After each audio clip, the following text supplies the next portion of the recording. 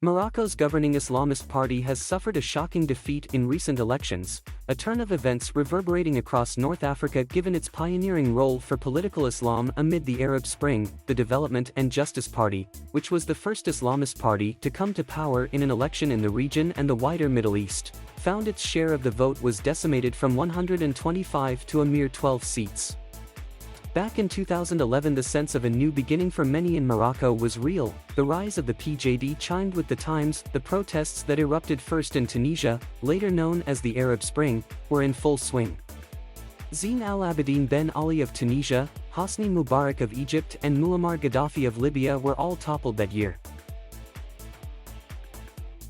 Islamists' parties were poised to win elections in Egypt and Tunisia and to change the course of history, as many had hoped. Morocco's King Mohammed VI saw where the wind was blowing and acted swiftly to preempt any similar upheaval that could threaten his throne. He sacked the cabinet and dissolved parliament. To stem the tide of rising protests, he announced plans to draft a new constitution to put Morocco on a new path. It was later approved by a resounding 98.5% of the vote, hailed as a game-changer, and helped portray the king as a benign autocrat willing to share power with the people. But the reforms promised by the king were dismissed as cosmetic by the February 20th Movement for Change, the banner under which demonstrations were organized during the Arab Spring. It had taken to the streets demanding radical reform to turn Morocco into a constitutional monarchy, where the king would reign but not rule, a symbol of the nation, more in line with European monarchies in the UK or Scandinavia. In fact, the king had retained nearly all the powers he had held in the past in the new constitution. He continued to control foreign, defense and security policy. He also retained his position as the spiritual leader of the nation. He's officially the commander of the faithful, an historic description used nowhere else today, and is based on a claim that his dynasty is a direct descendant of Prophet Muhammad. However, the new constitution held out the promise of a new beginning to parts of the political class, including the PJD. The party seized the opportunity and rode on the crest of the wave of widespread discontent with the old political parties. And the king and his courtiers, who had reluctantly tolerated the Islamists, did not block their rise to complete the democratic facade, while maintaining the strings of real power within its grip.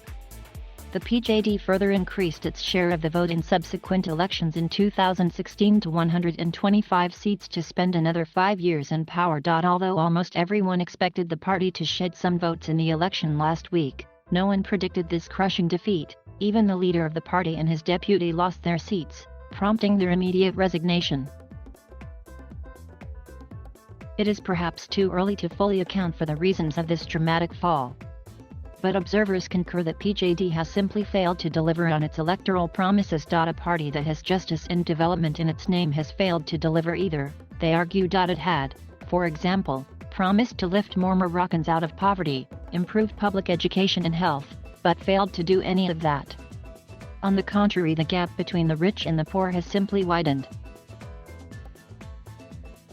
Further, the party has alienated some of its base when it endorsed a controversial law introducing 2-year contracts for teachers, robbing them of job security, and is regarded by some as the first step in privatizing the education system. On the question of the status of the French language in education, a particularly sensitive topic for a party that champions Arab Islamic identity in the former French colony, it failed to block a law that made French the language of teaching science in schools.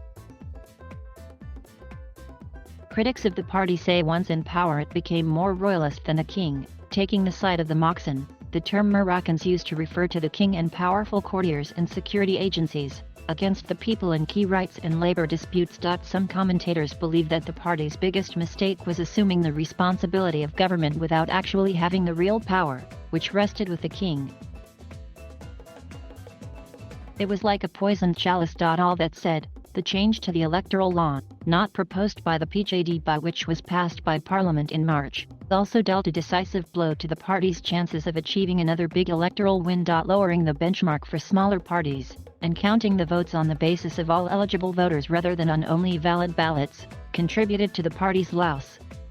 The party had contested these changes, saying they were unconstitutional, but had failed to block them in Parliament. On the face of it, the changes were designed to allow for greater plurality, but in reality they further fragmented the political landscape, a tactic that has long been used by the Moroccan, say analysts, to undermine political parties. Regionally, the news of the failure was greeted with jubilation. In Egypt and the Gulf, the party is viewed as the Moroccan version of the Muslim Brotherhood, a national and transnational political religious movement that has been designated as terrorist in some countries. Commentators regarded the fall of PJD as the final nail in the coffin of political Islam.